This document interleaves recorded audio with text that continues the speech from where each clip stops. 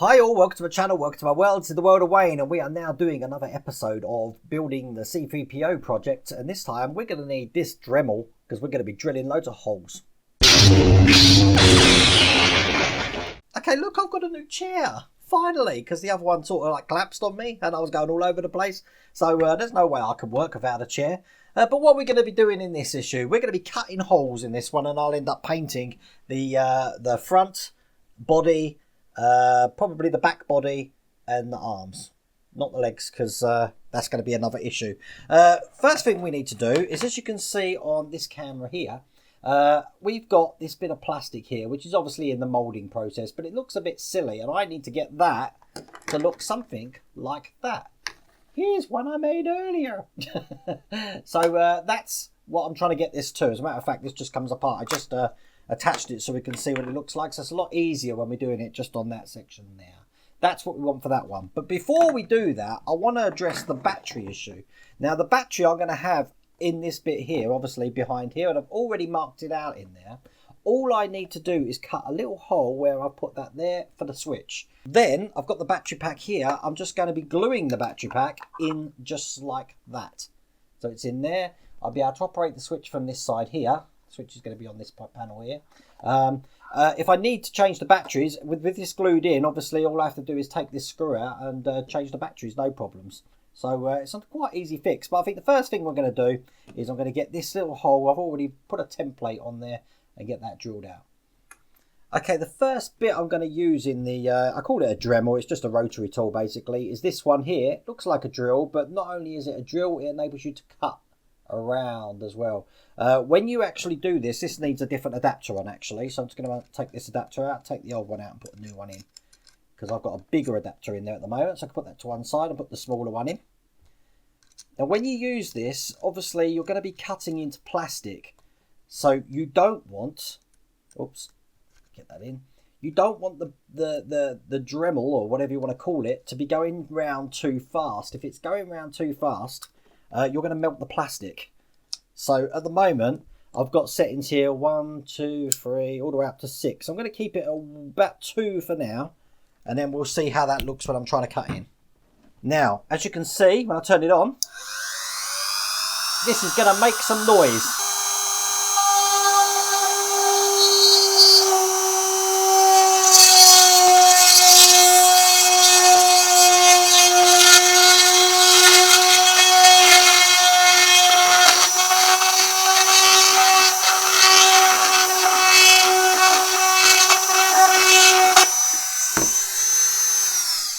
Well, that looks good at the moment. See, I've got a hole in there. I'm just going to make sure that that lines up with my pack here so I can see the switch.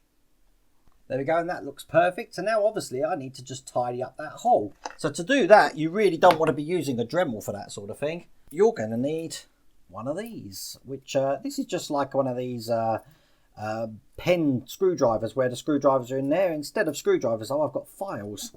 So what I'm going to do is I'm going to straighten these out so that we've got a nice even rectangle on this section.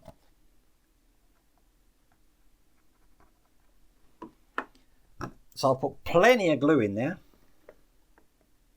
I'll put this in where it goes, just there.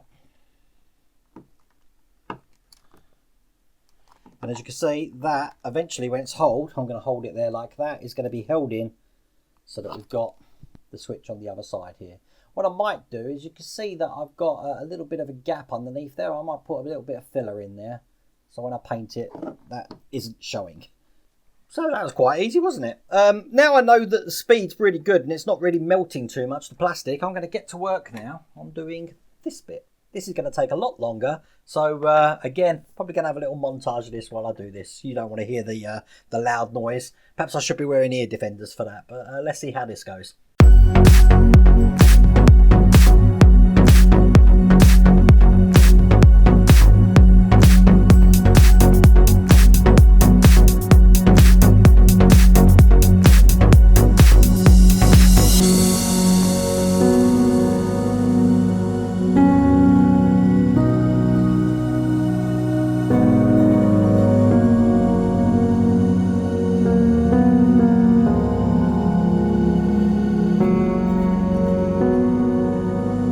I'll just stop it there just to show you that if you are going too fast, obviously the plastic can melt and it melts onto the bit. Obviously it's not melted on this, which is the good thing. To get this off, just put a torch underneath it and melt it off.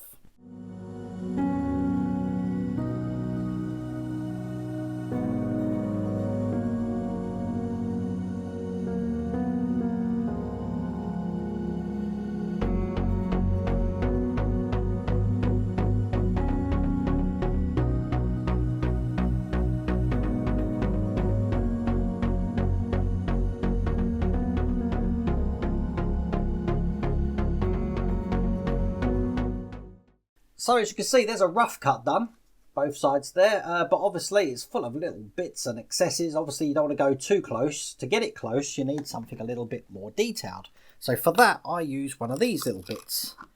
Now you've got so many different kinds of these, but this is the smallest one I've got. It's got a round end there. You can get some with a smaller end as well, but I used this on the last one. This worked absolutely perfectly. This is going to enable me to file down all of this excess material now. Now for that, because it's a bigger bit, I don't need this adapter that we've got in here.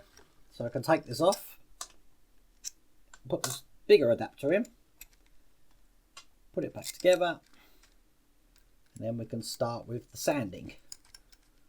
Again, keeping it the same speed. If you can increase it, then give it a go. But here we go.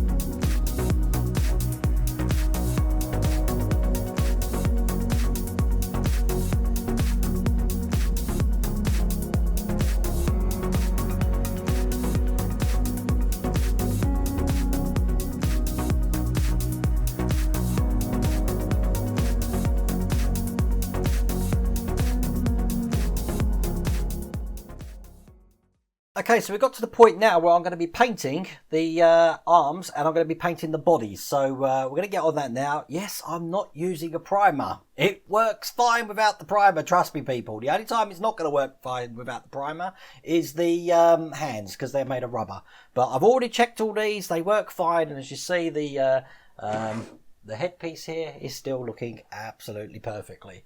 So don't worry about it. I'm doing it this way. If you want to put a primer on, you put a primer on. So let's get painting.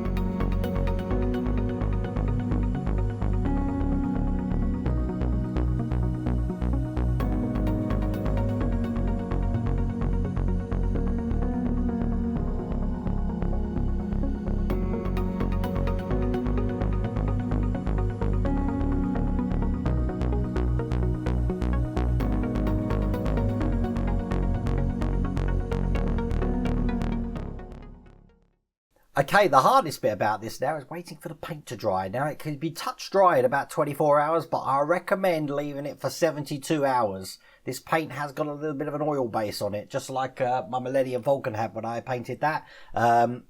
Giving it 72 hours, 3 days before you try anything else, you can touch it and do whatever you want, and you're not going to get any fingerprints on it or anything like that. But look at this picture. It's all in bits. All waiting to go together. So I'm going to tease you and say that we're going to do that in the next episode. And that'll be the final episode with the final reveal of how this C-3PO looks. So I hope you like that video. Remember, if you want to discuss this, then just head on over to our forum, which is worldofwayne.proboards.com. And if you did like this video, remember to like. And if you haven't subscribed already, remember to subscribe. Other than that, take care.